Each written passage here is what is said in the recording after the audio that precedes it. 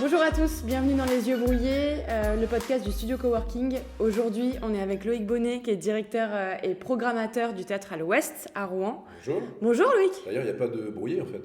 Moi, Bah je non, pensais. non, je sais. Il y a un mensonge sur le... c'est Ouais, je ça, suis hein, désolée, d'accord. je suis désolée. Par contre, t'as vu, on est très Ah bah, gras. non seulement j'ai vu, mais j'ai mangé déjà, donc Ouais, c'est je pas sais. bien. Qu'est-ce que tu prends petit-déj normalement? Tartine, avec du Simple. beurre. Ouais, avec un thé. Et là, Classique. j'ai pris un café et des trucs gras, donc c'est pas bien. Non, ouais, je suis désolée. J'ai envie de te demander, est-ce que tu es heureux? Est-ce que je suis heureux? Est-ce que tu es Oui, heureux? moi, je suis heureux. Moi, T'es je suis heureux de la optimiste, moi. réouverture du 15 décembre? Bah, si ça se fait, oui, je suis très heureux. Bah, bien sûr. De toute façon, quand on a un lieu, quand on a un lieu comme un théâtre, forcément, on veut vivre, on veut bosser, on veut accueillir les gens, on veut créer de l'émotion, on veut que ça vive. Et à la fois, je suis heureux, et à la fois, je suis à moitié heureux parce que moi, j'ai un lieu qui est un peu convivial avec un resto, un bar, voilà, et toute cette partie-là va rester fermée. Donc, je l'ai fait. Oui. On l'a fait là. Il y a eu un moment sur la fin, juste avant qu'ils nous confinent, ils avaient déjà fermé un peu les parties bar-resto. Parce qu'en fait, avec le couvre-feu, bah, il n'y avait pas, Ah oui. il y avait pas le moyen, parce qu'on faisait les spectacles à 19h. Donc les gens, on avait fermé le resto, ça ne servait à rien. Et c'est vrai que c'était moins sympa, forcément. T'as pas la dimension conviviale du Ouais, petit c'est ça. verre, du petit truc. Exactement, bah, comme un coworking où tu t'accueilles des gens. Si Non, t'as mais- pas la dimension échange, c'est compliqué quoi. Mm. C'est des lieux où tu échanges. Ouais, et en fait, pourquoi la restauration est fermée s'il y en a un... Ouais. Bah, les restos sont fermés. Les restos et les bars, là, on Oui, peut rouvrir le 20 mais... janvier. Le 20 Ouais, mais janvier. regarde, par exemple, je peux... Oui, d'accord, mais moi, je peux quand même aller chercher à emporter. Ouais, à emporter, mais ça veut dire que je vais leur servir, ils vont partir avec leur repas pour aller Ouais, chez eux. non, mais Moi, ils je suis peuvent pas prendre et manger sur place Ah, dans bah le non. siège. Ah, c'est dommage, un petit kebab. Non, ça s'appelle pas emporter, ça, du coup, Ah ça oui, s'appelle sur non, place. oui, c'est vrai. Non, et puis moi, on mange pas dans la salle. Il y a vraiment un coin Ouais, resto-bar, t'as un et on a coin. un coin, enfin, on a une vraie salle de spectacle. Donc, non, et puis nous, c'est pas de la vraie restauration, c'est du tapas, c'est des planches, c'est des très bons produits, d'ailleurs locaux, hein. On bosse avec Gréaume, on bosse avec Daniel, place du Vieux Marché pour le fromage. Enfin, on essaye de faire bosser un peu les vrais commerçants rouennais qui font de la bonne cam, surtout, parce que ça, c'est super important. Donc, c'est effectivement des planches, fromage, charcuterie, machin, mais c'est de la bonne qualité. Il y a un saucisson à la truffe Qui est pas mal. son pesant de cacahuètes. Bon, c'est bon à savoir. Ça, c'est une expression qui doit avoir 25 ans. Son pesant de cacahuètes. Ouais, ça faisait longtemps que je l'avais pas Non, utilisé. mais c'est un celle-là. mec qui va au bar, voilà, qui est vraiment dans le terroir. Du coup, là, qu'est-ce qui te fait te lever le matin? Parce que t'as du boulot, là, depuis que...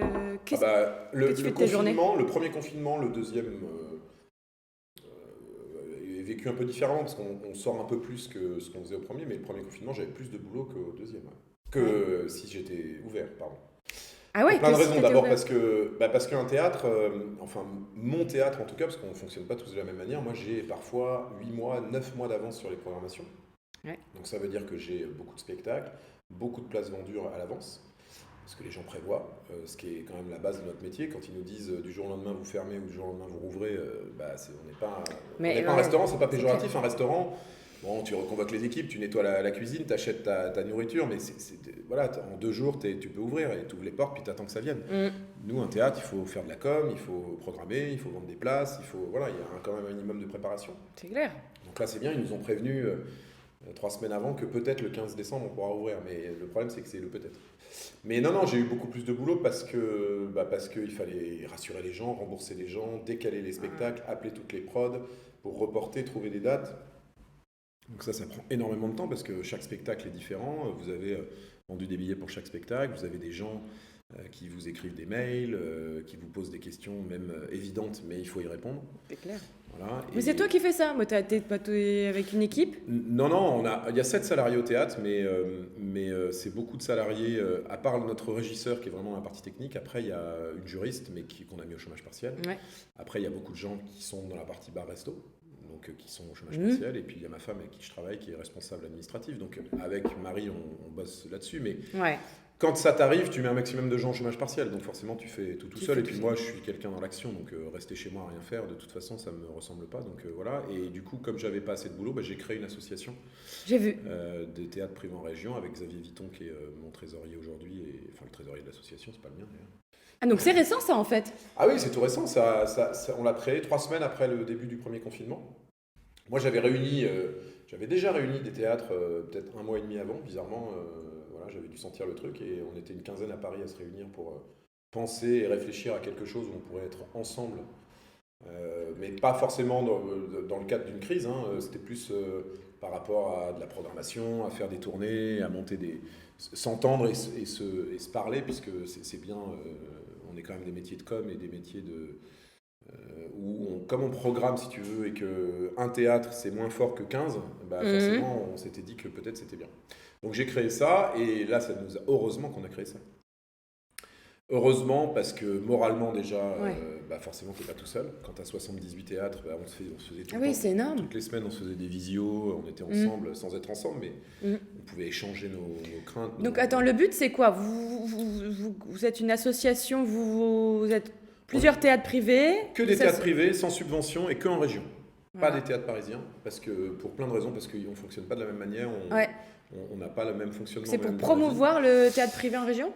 Rien à voir. C'est pour promouvoir le théâtre privé en région, c'est pour se faire connaître auprès des autorités, parce que les autorités ne nous connaissaient pas du tout. Non. En fait, ils avaient l'impression qu'il y avait 15 théâtres en région, et il y en a une centaine environ. Mais donc, voilà. Ils n'avaient pas du tout, c'était pas du tout dans leur champ d'action. En fait, le ministère de la Culture, qui est notre ministre de tutelle, eux, ils aident et ils font vivre les théâtres publics. Les opéras, le 106, les CDN et compagnie. Et ils n'avaient pas du tout ce champ d'action-là, puisque de toute façon, nous, on ne demandait rien à personne. Mais là, vu qu'ils nous ont fermés administrativement, il fallait bien qu'on ait quelques revenus, parce qu'un théâtre qui ferme, bah, vous n'avez plus de revenus, puisque c'est votre seul revenu, c'est de vendre des places. Donc ça nous a permis de se faire connaître auprès de ce ministère, et surtout de demander des aides, et d'obtenir des aides très importantes. Et sans ça, je pense qu'on serait morts les uns après les autres, sans aide, en fait, puisque ne nous connaissant pas, c'était compliqué d'aider des gens que tu peux pas... Et pourquoi il n'y a pas autant de théâtres privés en région qu'à Paris? Pourquoi il y a un... parce qu'il faut trouver un entrepreneur derrière. Un théâtre privé, comme son nom l'indique, c'est une personne à la base qui crée quelque chose. C'est une entreprise comme n'importe quelle entreprise, en fait. Sauf que c'est dans un domaine un peu particulier. Le théâtre, il faut quand même trouver le lieu, qui est quand même un lieu atypique. Soit le public, créer, soit le trouver. Est-ce que les gens à Paris vont plus au théâtre parce qu'il y en a, ou parce que... Ça, je sais pas. Franchement, moi, on m'avait dit à Rouen, ça va être très compliqué. Alors, c'était ma question. Il paraît que c'est un public super difficile. Non, ça, c'est pas vrai, ça. Ça, c'est les Normands qui pensent que ça, mais à Lyon, ils disent la même chose. À Toulouse, ils disent la même chose. Donc, il paraît qu'on teste les spectacles à Rouen, non? On teste partout. D'accord. Moi, je suis pas rouennais, donc je peux pas te dire, mais il y a une légende qui dit qu'effectivement, les chanteurs, il y a très longtemps, commençaient leur tournée au Zénith de Rouen. Bon, est-ce que c'est vrai, est-ce que c'est pas vrai, j'en sais rien. En tout cas, les spectacles d'humour, oui, moi j'en ai eu beaucoup qui ont commencé au Théâtre à l'Ouest, mais pour des questions, parce que le lieu est sympa, parce que c'est près de Paris. Mine de rien, c'est bien, parce que c'est souvent des gens qui habitent à Paris, donc ils peuvent rentrer chez eux, ils peuvent bosser à Paris la journée et venir à Rouen. Bon, là, on a Arnaud Ducret qui est venu créer son spectacle, mais il est rouennais, donc voilà, c'était un peu chez lui. Non, je crois pas. Au contraire, vraiment, moi, tous les retours que j'ai de tous les humoristes qu'on a eus, c'est le public normand est très chaud, très chaleureux. Ah, c'est très cool. Chaud. Ouais, franchement. Et puis alors, eux, ils ont l'habitude de jouer à Paris, et Paris, c'est une catastrophe en termes de public. C'est vrai. Très, très froid. Ils ont tellement de choix que forcément... Très exigeant. Très exigeant, beaucoup plus exigeant. Alors, exigeant dans le mauvais sens du terme, hein, parce que exigeant, ça ne veut pas dire grand-chose. Quand vous venez au théâtre, en tout cas dans un théâtre d'humour, c'est pour vous marrer. Donc l'exigence, oui, elle s'arrête à votre humour, en fait. Mais bon... alors nous, au Théâtre à l'Ouest, on a tout de suite dit qu'on faisait venir que des pros. Nous, au Théâtre à l'Ouest, c'est que des gens qui vivent de ça. Ouais. Pas de troupes amateurs, ce qui n'est pas méchant, c'est juste que nous, on n'a pas de subvention. Les troupes amateurs vont souvent dans des lieux qui ont des subventions, parce que voilà, c'est fait pour ça, c'est des lieux qui sont soutenus par l'argent public, pour créer, pour... voilà. Nous, on n'a pas de... Alors, jusqu'au premier confinement, on n'avait pas d'aide, on n'en demandait pas. Donc, on est vraiment dans une entreprise privée, quoi. Mais comment tu fais pour créer un théâtre? Alors, attends, parce que du coup, tu étais journaliste il y a longtemps? Oui, j'étais journaliste. Ouais. J'étais journaliste, après j'ai été réal en télé. Ok. Et puis ça faisait longtemps que j'avais envie de changer de métier pour plein de raisons que je n'expliquerai pas ici. Mais voilà, pour quitter ce beau métier qu'est la télé. Et j'avais envie de créer un lieu de vie. Parce que tu étais passionné, t'en faisais? Non. Alors j'ai fait du théâtre il y a très longtemps, j'ai fait les cours Florent, mais quand j'avais 20 ans. et puis après, j'ai dévié vers la radio au fil de la vie, les rencontres. En fait, je faisais une école de journalisme et en même temps, je faisais les cours Florent. Mais ça te sert vachement le théâtre de toute façon. Le théâtre, il faut en faire. Dans n'importe quel métier, ça sert. Dans la vie de tous les jours, ça sert pour s'exprimer, pour avoir un regard différent sur les autres. Enfin, voilà. Et donc journaliste, ensuite réal, chef de projet en télé. Et puis cette envie de créer. Moi, j'ai bossé longtemps à Énergie, j'ai toujours adoré la musique, donc pourquoi pas un bar, tu vois, avec une scène au fond, pour faire venir des groupes, voilà. Et puis cette histoire, je l'ai racontée 50 fois. J'ai un ami humoriste qui venait jamais à Rouen, que moi j'allais voir à Paris parce que j'ai vécu longtemps à Paris, et j'allais le voir souvent à Paris. Ouais. Et depuis que j'étais à Rouen, je voyais plus son spectacle. Donc je l'ai appelé une fois, il m'a dit il n'y a pas de salle qui fait de l'humour à Rouen. Ah ouais, t'as dit donc, ça. Donc il y a 5 ans, il m'a dit ça, il y a 4 ans, il m'a dit ça, et puis il y a 3 ans, je lui ai dit écoute, je vais te créer un théâtre, comme ça je pourrais voir ton spectacle. C'est vraiment parti de là. Et c'est dingue. C'est bizarre que je me trouve dans un coworking parce que quand j'ai eu cette idée-là avec Thierry, enfin grâce à Thierry, de me dire qu'il n'y avait pas de salle d'humour. Je savais qu'il y en avait à Bordeaux, à Toulouse, à Marseille, à Lyon, enfin dans toutes les villes, tu as un café-théâtre, un lieu où tu vas rigoler. Et moi, je bossais au coworking, voilà, dans un autre coworking que celui-ci, parce que vous n'existez pas encore. Voilà, c'est vrai, je suis désolée. Et moi, je préparais mes sujets, parce qu'en tant que réal, je faisais beaucoup de docs, et donc j'écrivais mes docs là-bas. Ouais. Et ils ont un amphithéâtre. Ouais. Et du coup, je me suis dit, cet amphithéâtre, il est tout le temps vide. Pourquoi pas faire venir des humoristes ici ? C'est clair. Donc j'ai commencé à programmer un peu d'humoristes là-bas, et ça s'est jamais fait parce que en termes de RP, c'est très compliqué. L'accueil du public est très compliqué en France. Et du coup, ça s'est jamais fait. Et un jour, je suis allé chez mon coiffeur, et à 11h du matin, il m'a dit, écoute Loïc, je savais qu'il faisait du théâtre amateur, il me dit, il y a un théâtre à vendre à Rouen. Et à 15h, je le visitais, la semaine d'après, je l'achetais. Et voilà, on a fait des travaux et on a créé le théâtre. Tellement bien. Et du coup, mais comment t'as fait pour... t'avais un réseau pour faire venir les gens, pour que les gens croient en toi ? Non, Thierry avait un petit réseau d'humoristes parce qu'ils se connaissent tous. Donc voilà, moi j'avais effectivement dans mes connaissances deux, trois amis et 2-3 connaissances comme Manu Payet avec qui j'avais commencé la radio, qui sont quand même des gens. Et j'ai eu de la chance, il créait un nouveau spectacle alors que ça faisait 10 ans qu'il n'avait pas fait de spectacle. Donc on a appelé Manu qui est venu tout de suite, qui nous a fait une soirée incroyable. Il a joué 2h30 sur la scène du théâtre, enfin voilà. Et puis surtout on a appelé Franck Dubosc, qu'on avait croisé avec mon associé Bruno plusieurs fois dans des émissions télé ou radio. On l'a appelé et tout de suite il nous a dit oui. On lui a proposé d'être parrain du lieu. Ah ouais, donc là... Il nous a tout de suite dit oui. Si tu veux, en ayant cet apport-là de Franck qui nous a dit oui, on a eu la presse tout de suite derrière nous, tout le monde a fait la une, on a fait la une de Paris-Normandie, enfin voilà, alors que moi, tu vois, je crée mon théâtre, quoi, voilà. Et voilà, et du coup, il est venu à la soirée d'inauguration, on avait Antonia de Randinger, que j'adore, que j'avais rencontré, moi, dans une autre vie aussi, en télé, et que je connaissais bien, qui avait un spectacle aussi. Voilà, et puis de fil en aiguille, ces gens-là m'ont donné des numéros, et j'ai passé des heures à appeler des productions pour leur dire qu'il y avait un théâtre qui se créait à Rouen. J'ai mis en vente les places en octobre, alors que le lieu ne s'est ouvert qu'en mars. Pas ouvert. Il n'y avait rien, il était même en travaux, il y avait strictement rien. Ouais, d'ailleurs, c'est un peu relou parce que dès que moi je vais sur le site, tout est plein tout le temps. Oui, c'est le succès. Il faut mettre des alertes. C'est ça. Il faut se mettre sur la page Facebook du théâtre, c'est là-dessus qu'on annonce en priorité Il faut envoyer des textos, des push là sur le téléphone. Ouais, on me l'a dit plusieurs fois ça, mais je n'ai pas besoin. Bah non, mais nous oui. C'est marrant. Ouais, je sais pas si ça changerait grand-chose. C'est vrai que... Alors Dubosc, pour sa dernière, il est venu 2 fois, on a vendu ça un dimanche matin en 2 minutes 25, je crois. Évidemment. Les deux séances. Et Gad qui est venu aussi, on a vendu, voilà, c'est les 2 records. Mais parce que, évidemment, nous on se dit, on est en Normandie, dans notre petite ville de Rouen.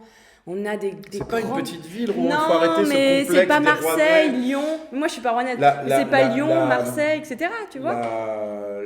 La métropole de Rouen, c'est la 9e métropole de France. Non, mais je sais. Ah ouais. Oui, c'est 500 000 avec l'agglo, c'est ça, c'est très grand. Un peu plus de 500 000. Mais on est quand même dans un fonctionnement de ville provinciale qui n'est pas comme Lille, Lyon, Marseille, etc. Et du coup, on se dit, c'est chouette d'avoir ces gens-là ici. C'est ce que je dis souvent aussi, c'est que les gens, ils ratent parce qu'en fait, quand ils voient qu'il y a quelqu'un, ils appellent leurs amis pour savoir si on se fait une soirée. Mais non, ne faites pas ça. Quand vous voyez le nom, vous réservez 4 places. Et puis après, vous trouverez toujours les gens qui viendront. C'est clair. Perdez pas votre temps à appeler Et vos puis, potes. ce que je trouve génial, c'est que en fait, moi, ça me saoule d'aller voir un spectacle au Zénith et tout. Ça me saoule. Ah bah, Tu c'est sais pourquoi? complètement différent. Aller me garer, attendre, c'est grand, t'as froid. Là, t'es dans un café-théâtre, tu vois la même personne, mais Ah là, bah, tu le vois, au lieu de le voir sur un écran géant, tu le vois comme s'il était dans ton mais salon, c'est sûr. ça Et n'a surtout, tu le rien rencontres à à la voir. fin. Alors là, avec le Covid, c'est un peu plus compliqué, Ouais. mais sans Covid, ça a toujours été un lieu d'échange. Parce que les artistes, contrairement à ce qu'on pense, ont besoin de ça.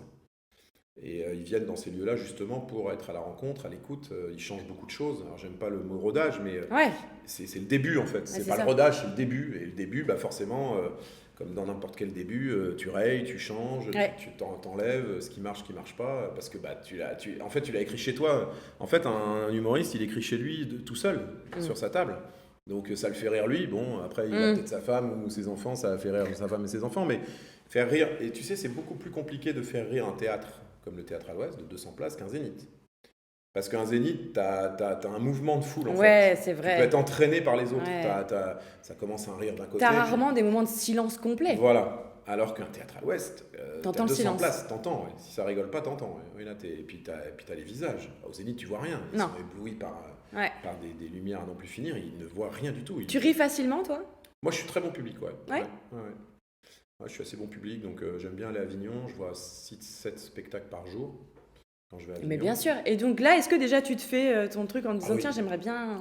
Oui, bah, c'est là qu'on va un peu piocher. Alors même s'il y a d'autres. C'est un peu il y le a marché d'autres canaux, mais Rungis, c'est- quoi. Ouais, c'est ça. Un peu C'est ça. notre carrefour à nous, quoi. Mm. Au champ. Voilà, c'est ça. Enfin, ce que tu veux, Super U. Est-ce que tu peux nous donner des petites anecdotes sur des gens que tu as eus? Alors, est-ce que tu peux pas nous dire, par exemple, l'anecdote la plus gênante que tu as eue Oh, avec un artiste? c'est compliqué. Un truc super gênant, non? Non, bah, c'est compliqué. Mais est-ce que j'en ai eu? Je sais pas trop. Mais tu sais, c'est comme la vie en fait. Il y a des gens qui sont sympas, il y a des gens qui sont pas sympas. Ouais. Très clairement. Hein. Enfin, pas sympas. C'est pas qu'ils sont pas sympas, c'est que, en fait, si tu veux, le piège, c'est de se dire que c'est tes amis. Parce que tu passes 3-4 jours avec eux, ils sont là à Rouen, donc sortie de théâtre, tu vas dîner. ou Ouais. Moi, je suis comme ça, moi j'accueille comme j'ai envie d'être accueilli, si tu veux. Donc le théâtre est très cosy, la loge est jolie, on les reçoit bien, voilà. Et puis c'est vrai que sortie de truc, tu te dis, tu vas aller dîner. Ah non, bon, bah ok. Ouais. Mais c'est pas grave. Non. Et puis c'est pas. Parce que moi, je suis comme ça, mais évidemment, chacun a sa vie. Chacun a ses envies, c'est pas mon pote, enfin tu vois. Et il y en a où tu te dis tiens, je ne l'imaginais pas du tout comme ça en fait. Ouais, il y en a, oui, forcément. Tiens, Bah oui, forcément, il y en a que tu trouvais pas sympa parce que tu avais entendu dire ou parce que tu avais, voilà, et qui sont au contraire adorables. Il y a des gens que j'avais croisés il y a 10 ans ou 15 ans dans d'autres circonstances que j'avais pas forcément trouvé sympa et qui finalement le sont parce que les circonstances sont différentes, la vie a changé. Voilà, et puis il y a des gens qui viennent pas et c'est très bien parce que eux, pour le coup, alors tu sais, c'est compliqué dans ce milieu-là parce que tu as des productions et des artistes. Et c'est toujours compliqué de savoir où est la part de ce que c'est l'artiste, de ce que c'est pas l'artiste par rapport à ce que dit la production. Mais il y a des gens qui pètent des plombs parce que la notoriété leur monte à la tête. Alors est-ce que c'est encore une fois à eux ou à la production qui sont très chers? Moi souvent on me dit pourquoi tu n'invites pas lui alors que tu as eu lui? Parce que lui il a accepté les conditions que moi j'ai dans ma salle, parce que c'est des conditions, c'est pas un zénith, hein, on gagne pas d'argent, mais c'est pas grave parce que ces gens-là qui ont cette notoriété gagnent de l'argent ensuite dans les zéniths et ils acceptent au démarrage de gagner moins d'argent ou de même pas en gagner du tout entre guillemets, mais c'est pas grave, c'est un travail, enfin, c'est leur travail de voilà. Ouais, bien sûr. Et nous les petites salles on a besoin de soutien comme ça. Moi je vois sur tous les théâtres de France là, dans l'association, aujourd'hui plus que jamais avec ces confinements on a besoin d'artistes qui vendent du billet. Parce qu'il y a, pour qu'on puisse accueillir des jeunes artistes, il faut qu'on puisse faire vivre et faire connaître des jeunes artistes qui commencent, il faut que derrière on ait forcément une tête d'affiche qui nous ait vendu des billets. Parce que là où on va gagner effectivement un peu plus d'argent avec ces têtes d'affiche, on va en perdre ou pas en gagner du tout avec un jeune. Mais si ce jeune-là, tu lui laisses pas la chance, il deviendra jamais connu. C'est ça. Ils ont tous commencé dans ces lieux-là, tous. Mais bien il y sûr. y a personne à part peut-être Inès Reg qui a fait une vidéo buzz et qui a vendu tout de suite des places dans un zénith. Mais c'est un cas sur 500. Il n'y a personne qui n'a commencé dans un zénith. Tout le monde, de Florence Foresti à Dubosc à se teste dans les petits théâtres. Ouais. Et il y a des fois des gens qui l'oublient.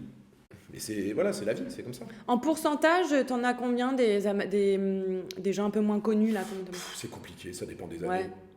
Il y a des années où il y a énormément de gens connus qui font des spectacles, donc on leur laisse la place. Ouais. Et puis l'année d'après, il y a moins de gens, donc on les cases vides, entre guillemets, on les remplit avec des gens moins connus. Et puis moi, j'aime pas connus ou moins connus. Je vais vous dire, moi j'ai vu plein de spectacles de gens pas très connus qui étaient bien meilleurs que des spectacles de gens très connus. La qualité ne se juge pas à la notoriété de la personne. Non, c'est certain. Après, il y a des gens qui remplissent des salles parce que moi, je vois des gens, ils viennent, ils s'en foutent de ce qu'il dit sur scène. Ils viennent parce qu'ils voient leur idole. Ouais. C'est quoi la cible du théâtre, la clientèle? Il y a tout. Il n'y a pas de cible. La cible, c'est la cible de l'artiste. Ouais. En fait, moi, j'ai bien sûr des abonnés et des habitués, des gens qui viennent découvrir, si tu veux. Mais à la base, j'ai quand même des gens qui viennent voir quelqu'un. Donc, et puis, je fais des spectacles pour enfants. Ouais. Donc pendant les vacances scolaires, on fait des spectacles pour enfants tous les matins à 11h. Donc on a des petits bouts de 3, 4 ans, 5 ans et qui reviennent. Moi, ça fait 3 ans et demi, presque 4 maintenant qu'on est ouvert. Donc il y a des gamins qui ont maintenant 7 ans qui sont venus il y a 3 ans avec leur mère. Donc voilà, mais non, on n'a pas de public. Là, on a Romain Dodu qui vient, il a 1 million sur TikTok. Voilà, moi, c'est un univers que je connais pas du tout. Non, mais c'est ça. Aujourd'hui, tu as tellement de canaux de diffusion, tellement de canaux pour te faire connaître. Et tu as énormément d'artistes. Et ça, je pense que beaucoup de grands artistes ne le voient pas et ne le comprennent pas, en fait. Le nombre d'artistes qu'il y a et que le monde a changé. Moi, quand j'avais 15-16 ans, tu avais 6 artistes. Tu avais Robin, Palmade, Bigard. Enfin, voilà, là, tu as un choix. Et là, maintenant, tu as un choix énorme. Ouais. À la fois pour le public, à la fois pour les programmateurs. Et c'est vachement bien.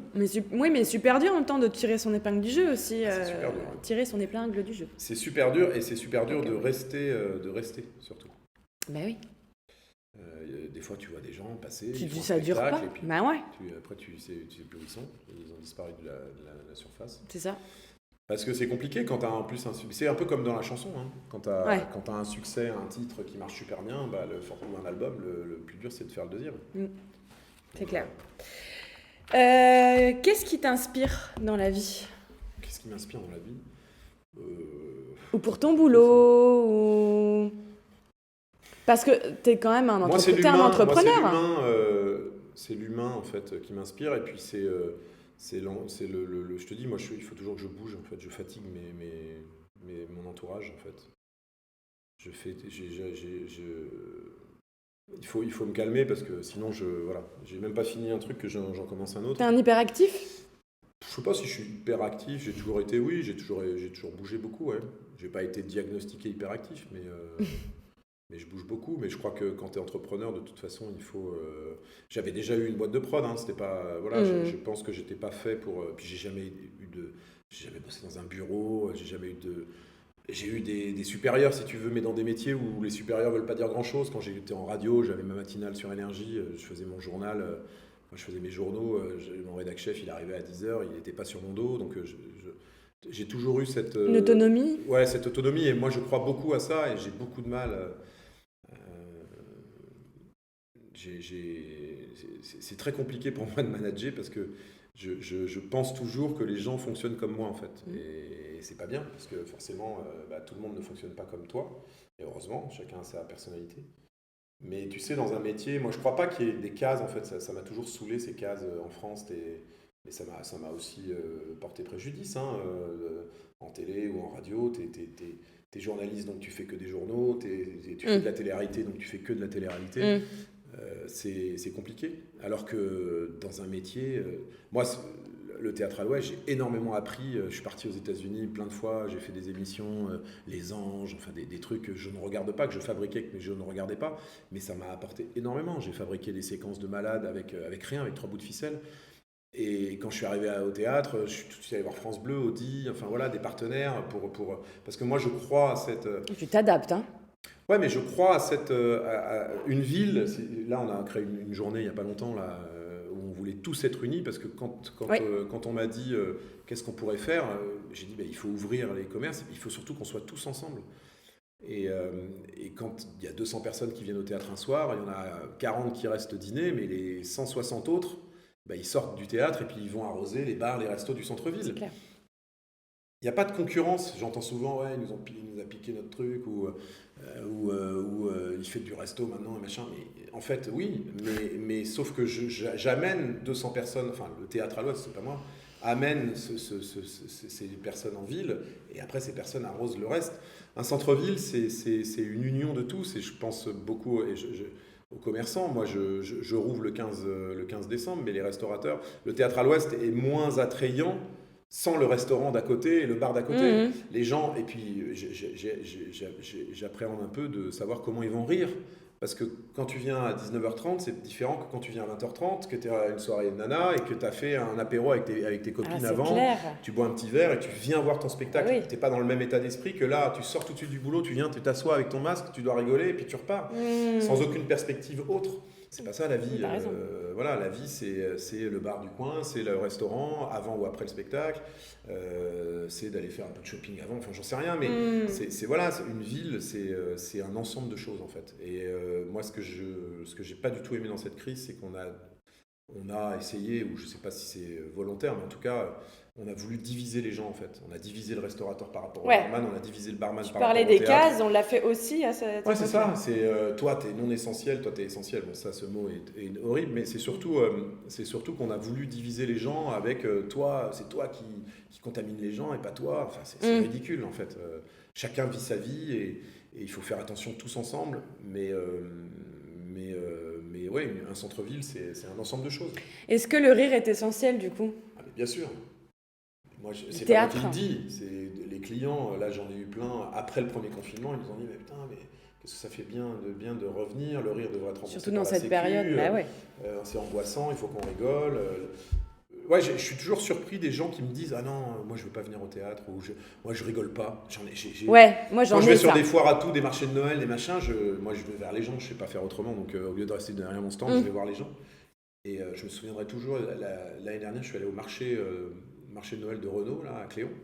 Et j'avais en face de moi des gens qui disaient ah non, moi j'aime pas rire. Ou j'aime pas sortir, ou je sors pas, ou j'aime pas rigoler. Mais pour moi, c'est pas possible. Et d'ailleurs, ces gens-là, je devrais créer une soirée gratuite pour ces gens-là au théâtre. Je suis sûr que ces gens-là se mettent des barrières alors qu'il faut pas s'en mettre. Alors après, il y a tout type d'humour. Je dis pas qu'il y a tout, mais moi, j'ai eu surtout, sorti du premier confinement, des gens âgés à qui on a dit pendant 2 mois et demi, si vous sortez, vous allez mourir, parce que c'est ça le message. Ouais, c'est clair. Et ces gens-là, après le premier confinement, sont venus au théâtre. J'ai eu une mamie je me souviendrai toujours, le 19 août, le jour de la réouverture du théâtre, après un petit 3 semaines de vacances. 94 ans, Mireille, elle est venue avec ses enfants et ses petits-enfants fêter son anniversaire au théâtre. C'était la première fois de sa vie qu'elle mettait les pieds dans un théâtre. C'est fou. Et elle a rigolé pendant 1h30 et elle était contente, elle avait son masque et voilà. Extraordinaire. Et tout le monde est reparti heureux. Bah ouais. Qu'est-ce qui t'agace dans la vie, mis à part ce confinement et tout les mesures qui sont... Ce qui m'agace, comme tout le monde, l'hypocrisie, la jalousie, ouais, vous voyez, cette crise, elle le prouve, on n'a pas de temps à perdre avec toutes ces conneries, en fait.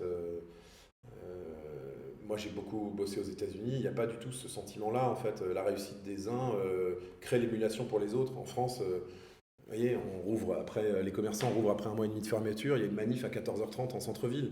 C'est bien de manifester, moi j'ai aucun problème contre les manifs, au contraire, si vous n'êtes pas content, il faut se manifester, et moi il y a des fois où je ne suis pas content et je le dis. Je trouve que les canaux maintenant de la rue sont un peu moins efficaces que les canaux sociaux ou la télé, où il y a plein d'autres manières de se faire entendre beaucoup plus que dans la rue et d'aller casser. Mais surtout, il y a d'autres endroits que les rues commerçantes. Enfin, je veux dire, ces gens-là... que je respecte, qui sont, encore une fois, qu'on leur sort plein de raisons d'aller manifestent contre un système capitaliste. Mais le mec qui est en centre-ville, qui a un petit indépendant, il est bien loin du capitalisme. Il fait vivre son petit commerce. Et en allant manifester un samedi à 14h30 dans Rouen, forcément, ou dans n'importe quel autre centre-ville, ça aide pas. Donc voilà, non, après... il ne faut pas s'agacer, j'aimerais ne pas m'énerver, en fait. J'aimerais ne plus m'énerver, ça sert à rien de s'énerver, en fait. Non, mais ça fait pas je ressens quand même quelqu'un qui a un peu boule de feu, qui a un peu qui a beaucoup de choses... Oui, mais ça m'a apporté préjudice dans mon boulot. C'est vrai ? Ou ça fait avancer les choses aussi ? Non, mais ça fait avancer, mais il faut aussi se poser, et puis ça sert à rien, et souvent ça crée plus de problèmes que ça n'en résout, en fait. Loïc Bonnet, en politique ? Non. Sûr. Ah non, mais moi je peux pas, je suis pas je peux pas justement parce que ma personnalité En politique, il faut en avaler des couleuvres. Hein. Moi je pourrais pas. Et puis, tu vois, on a eu un peu la démonstration avec Jean-Louis, que je connais bien parce que j'ai bossé avec lui. Je pense que on n'est pas fait pour ça, nous, entrepreneurs, parce qu'on vient du privé, on a un fonctionnement complètement différent. Et là, je le vois, depuis que j'ai créé cette association, je suis en relation avec les ministères, beaucoup, avec tout cet appareillage public qui a plein de qualités, mais qui a aussi plein de défauts. Et c'est vraiment un monde à part, quoi. C'est des gens, et on le voit avec l'absurdité, là, toutes les mesures. C'est très compliqué de gérer la crise, mais je veux dire, on voit sur certaines mesures que c'est des mesures qui ont été pondues par des gens, des énarques, qui sont de 7h à 23h dans un bureau, en fait. Et c'est ça. Ils gèrent la crise de leur bureau. Donc, et nous, on leur dit, venez en province. Et ils ont découvert des trucs au ministère de la Culture, ils n'étaient même pas au courant qu'on fonctionnait comme ça. Parce que ces gens-là, encore une fois, gèrent depuis Paris. Et là, je me suis vraiment rendu compte, j'étais pas trop comme ça, parce que moi, je viens de Lyon, je vis à Rouen, mais j'ai beaucoup bossé à Paris. J'avais pas ce regard province-Paris, mais vraiment, t'es un bouseux, quoi, quand t'es à Rouen, en fait. Mais c'est T'es clair. un bouseux, tu comprends rien, et puis t'as rien à leur apprendre. Mais c'est vraiment ça, en fait. Et là, ils se sont rendus compte qu'avec cette association, ils se sont rendus compte d'abord qu'on avait la possibilité de se fédérer et de leur apprendre, entre guillemets, des choses sur notre métier qui est différent de Paris. Et toutes ces... Ouais, non. Donc, non, moi, faire de la politique pour rester dans un bureau et puis faire des réunions publiques et puis faire des... ouais, non, c'est pas... C'est pas ton truc. Non, je crois que définitivement. Et puis, encore une fois, c'est pas... Tu peux pas. Je veux dire, Jean-Louis serait arrivé à la mairie de Rouen... je prends son exemple parce que ça m'a marqué. J'ai beaucoup réfléchi quand il s'est présenté. Donc, il gère Jean-Louis Nouvel, oui, pardon. Il s'est présenté et lui, il gère une société avec des salariés, avec des gens à qui tu peux dire, c'est tes salariés, donc tu peux leur donner des directions. Dans une mairie, tu as des agents municipaux, ils sont là, ils étaient là avant que tu arrives, ils seront là après. Tu vois ce que je veux dire? C'est des systèmes où tu as... C'est très compliqué, quoi. Et encore, je ne connais pas le fonctionnement d'une mairie. Voilà, mais... Ouais, mais est-ce que c'est pas justement le manager, le maire qui doit... Ouais, c'est trop compliqué. Bah, franchement, quand je vois le fonctionnement des ministères, là, que j'effleure à peine en y allant et en... C'est titanesque. Ça fait trop longtemps qu'ils sont dans le... Ben c'est même pas ça, c'est que c'est écrit dans des lois, tu vois ce que je veux dire. D'accord. Un agent public, d'ailleurs j'ai vu un reportage l'autre jour sur une ville comme, je sais plus, une ville à Charleville-Mézières. Ouais. Ça fait 15 ans qu'il y a une trentaine d'agents municipaux qui sont payés à rien faire chez eux. Parce qu'en fait, tu peux pas virer quelqu'un, tu peux le mettre au placard, mais il touchera toujours son salaire pendant des années. Ah oui, non, c'est très compliqué, c'est écrit dans les lois, donc c'est un mammouth. C'est indécrottable. Bah, je sais pas si c'est indécrottable, mais en tout cas, moi, j'ai pas envie de le décrotter. Ouais. Non, et puis tu peux pas. Tu peux pas gérer un lieu public, tu peux pas gérer ton entreprise et gérer en même temps une ville. Une ville, il faut y être à plein temps, quoi. C'est clair. Surtout une ville comme Rouen. Voilà, donc non. Donc c'est définitivement pas pour toi. Il faut pas dire définitivement, ça n'existe pas, ça, le définitif. Dans une vie... Jamais, je dirais jamais, mais aujourd'hui, c'est pas le moment. Tout mon envie. Ouais. M'engager comme je l'ai fait là, pour une vraie cause, avec une association qui défend les intérêts de... Oui, ça, oui. M'engager avec les commerçants, là, on doit se revoir avec les vitrines de Rouen, parce qu'on s'est rencontrés à l'occasion de cette journée-là. Oui, bien sûr, œuvrer pour que ça change, oui, mais vraiment m'engager en politique, non. Ok. Ok Loïc, donc là la suite du Théâtre à l'Ouest, 15 la suite décembre. C'est 15 décembre avec Giro et Stotz qui est un duo qu'on adore et c'est eux qui reviennent faire l'ouverture du théâtre. Les Smilebox, j'aurais dû en apporter, je vous l'aurais montré, un petit coffret cadeau qu'on a qui est vachement bien parce que, alors c'est valable 2 ans maintenant parce qu'avec tout ce qui s'est passé on a décidé, c'était valable 1 an, on l'a prolongé. D'accord. Tous les gens qui avaient des Smilebox qui n'ont pas pu l'utiliser, ils ont encore 1 an pour l'utiliser et ceux qui en achètent, ils en bénéficient. Donc c'est un coffret cadeau avec 2 places de spectacle, 2 coupes de champagne ou 2 consommations au bar. Avec deux offres plus ou moins chères avec un nombre de spectacles accessibles. Et puis le 31. Ouais. Il n'y a pas de bar, il n'y a pas de restaurant. Donc c'est soit vous faites la fête à la maison, soit vous faites les deux. Vous venez au théâtre voir une petite pièce qui s'appelle Je t'aime à l'italienne, qui est top. Vous venez en groupe jusqu'à 6, vous pouvez être à côté. Voilà, vous venez, on a plusieurs séances ce soir-là, et puis après vous allez faire la fête, mais dans le respect des règles, des gestes barrières. Donc nous, pour rassurer tout le monde, dans un théâtre, vous ne quittez pas le masque. C'est-à-dire vous rentrez avec votre masque, vous avez du gel, hop, on désinfecte tout le monde, vous êtes assis sur votre fauteuil, vous regardez un spectacle, donc vous n'allez pas faire d'accolade à votre voisin, machin. Vous avez les gens pas face à vous, mais dans le dos, donc pas face, voilà. Tout le monde est masqué du début à la fin. Et vous restez 1h15, 1h20 dans une salle, oui, effectivement qui est close, mais qui est désinfectée et aérée entre chaque séance. Donc voilà, ça a été prouvé dans toutes les enquêtes, les théâtres et les cinémas ne sont pas des lieux de contamination extrême. Voilà, donc venez le 31. Bien sûr. Et en plus, avec ton petit ticket, même en couvre-feu. Voilà, et ça c'est très important, tu fais bien de le dire, parce que les gens n'ont pas compris encore totalement ça. C'était pas très clair. Tellement bien expliqué avec ce mot d'horodatage là, qui nous a été sorti. Donc on pensait qu'on pouvait jouer plus tard, mais non, le spectacle doit se terminer à 21h. Donc si le spectacle se termine à 21h, vous, forcément quand vous sortez du théâtre, vous êtes vous êtes dans le couvre-feu. Donc vous avez le droit de rentrer chez vous, quel que soit votre domicile, même si vous habitez à Dieppe et que vous êtes venu au théâtre à Rouen, c'est pas grave, vous allez mettre 40 minutes pour rentrer, mais vous aurez votre billet. Donc si vous êtes arrêté sur la route, vous montrez votre billet, vous dites je sors d'un spectacle et c'est bon. On vous laisse passer. Nickel. Voilà. Donc ça c'est très important parce qu'effectivement, ça permet aux gens de sortir. Et le 31, il n'y a pas de couvre-feu, donc vous pouvez sortir même tard. Aller au théâtre. Ok. Voilà, exactement. Merci beaucoup Loïc pour ta générosité. Au studio coworking. Alors. Ouais. Et puis merci d'être venu aussitôt, de t'être rendu dispo, parce que voilà, c'est vraiment agréable.